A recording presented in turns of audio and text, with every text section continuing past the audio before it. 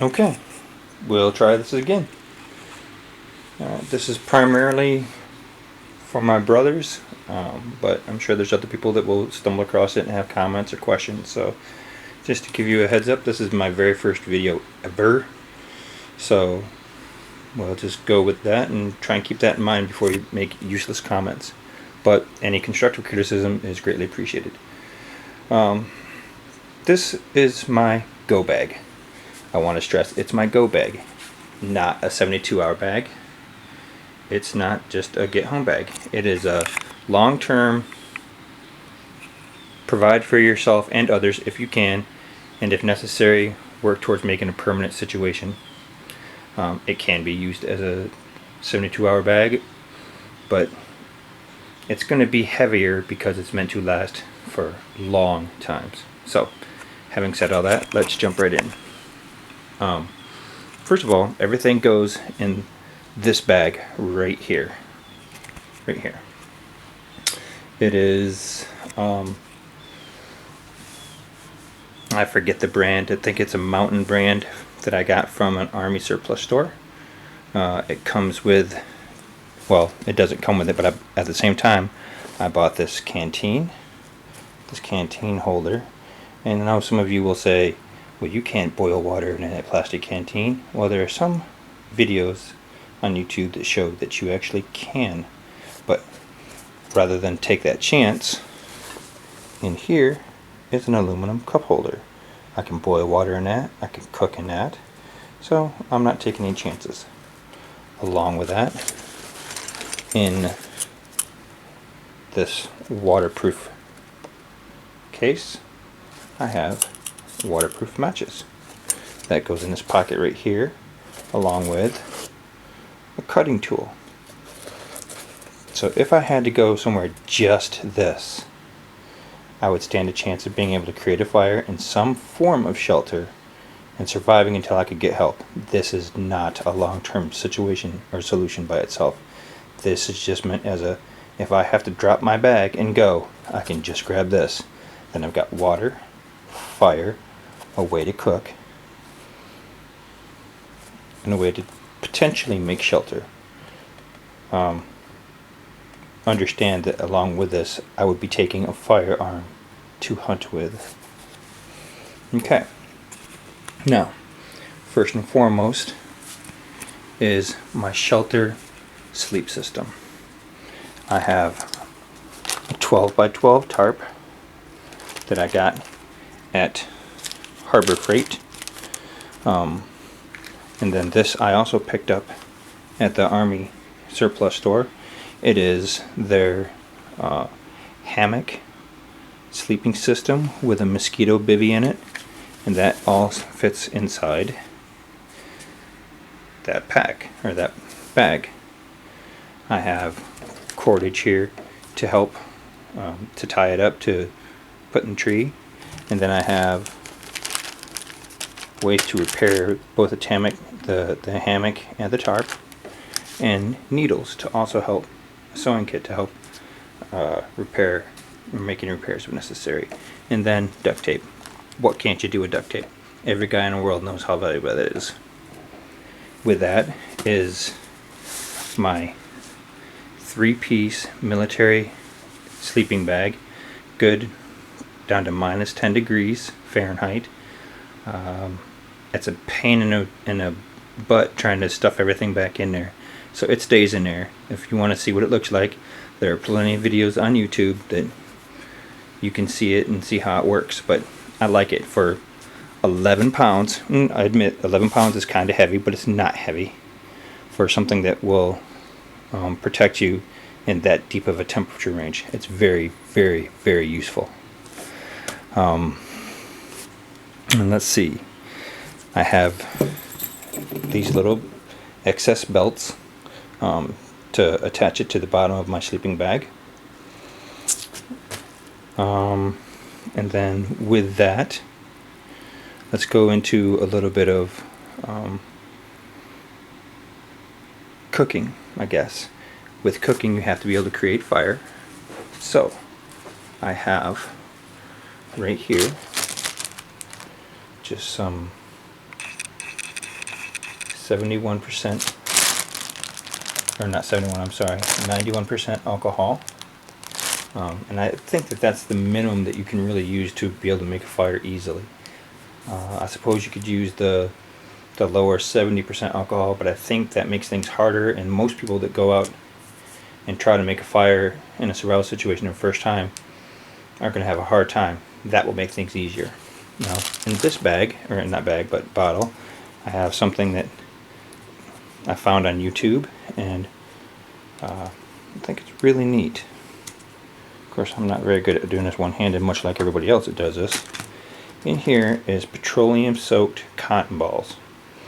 They light very, very easy, and they burn for a long time, like 15-20 minutes.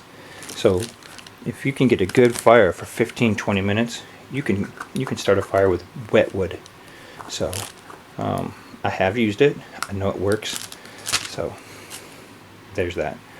Along with the fire system, or the fire system that I showed you there, I also have waterproof matches. Now you got to start fire with something, right? But let's say that you don't have matches.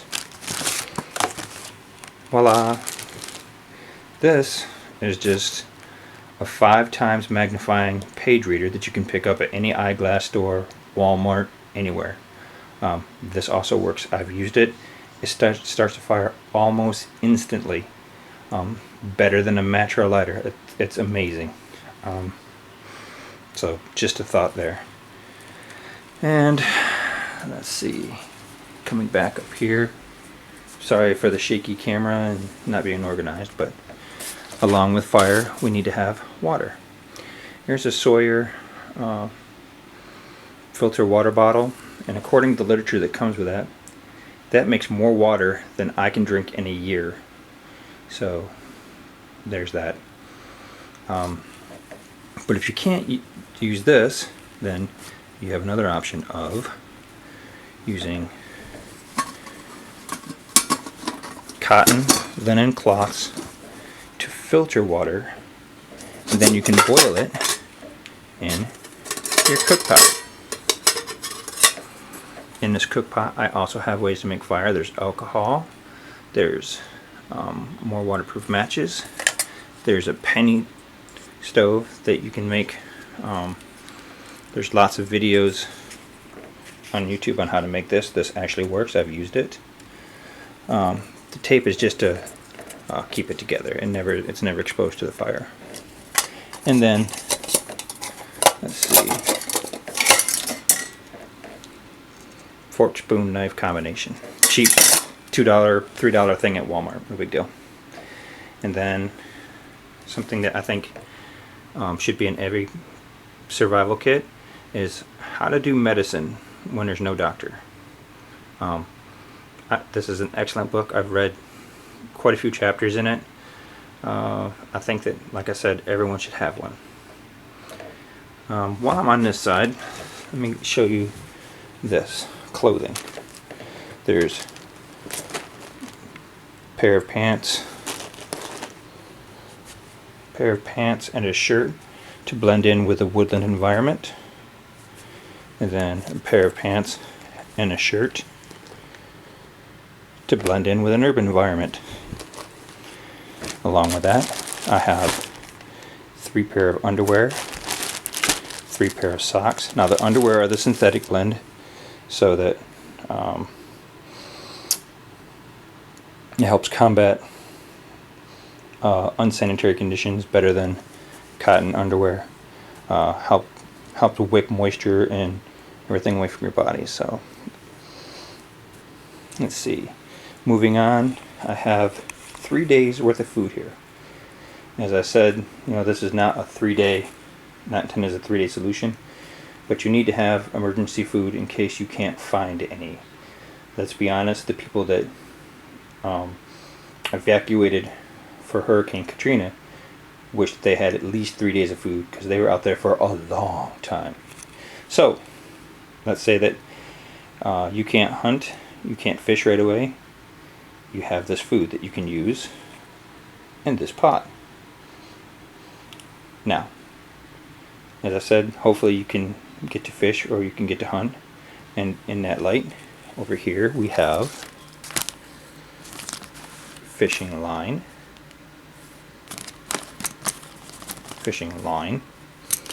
a mini fishing rod. Believe it or not, this is a fishing rod. The reel and handle, okay, and then I also have a slingshot. You can use any kind of rock or lead ball or whatever you want to pick up, but that will help you kill pigeons, rats, birds, squirrels, rabbits, and there you can fish. I'm not a great fisherman, but I think anybody can, get a worm and attach it to a hook and put it in the water. And if not, hopefully one of my brothers will come and show me how to fish. And then over here, a little bit further, is the tool section of our program. So we have a Schrade SCHF 6 carbon steel knife. Very sharp, very robust. And with this, let's see, is it still in here? Oh, there it is a diamond sharpener to help keep it sharp. That goes in this bag along with a machete. This machete is a nice thick machete. You can do work with it. This is a stainless steel brand. It's not carbon steel, but it holds up well, and I've done work with it and it cuts nicely. Then I also have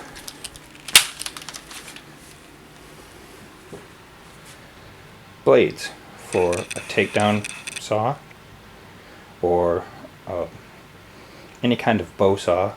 I do have the other parts of a bow saw being constructed right now. Well, I'm constructing them, following some YouTube videos out there made out of, it's from the video made out of the scrap, what the heck, the scrap crutch, where he cuts the crutch apart and makes a takedown bow saw. Really cool. I want to do it, and I'm doing it. And if that doesn't work, I still have a bow saw frame out in my vehicle. And let's see, let's move back around.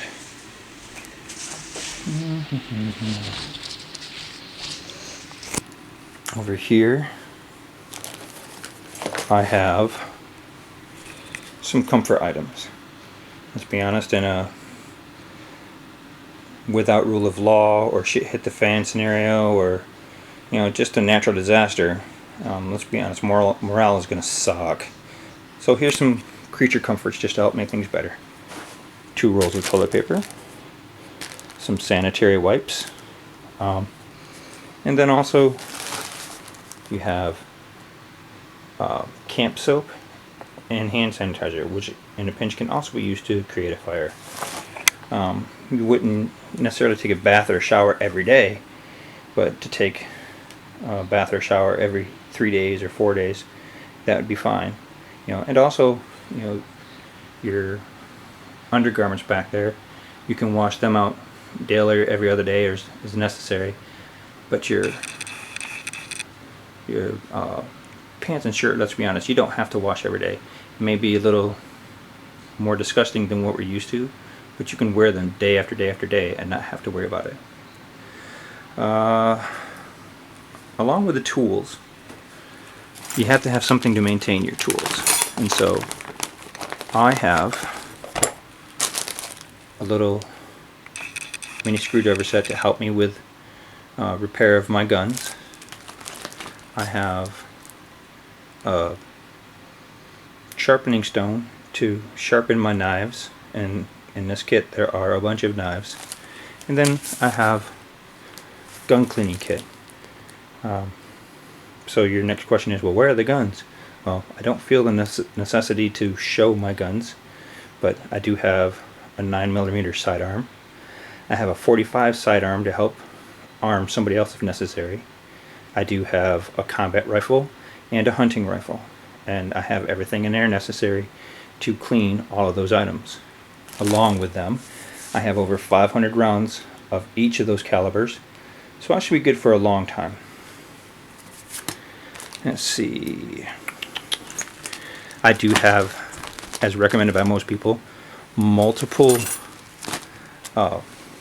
ways to carry water and items such as debris, for picking up wood or chips or anything for the fire, or even leaves. This is a 55-gallon 3 mil trash bag, so that in the event I get separated and don't have access to my hammock, I can use that to at least put some insulation between me and the ground. To go along with necessarily helping other people be armed or to help me, I have my everyday carry kit, which includes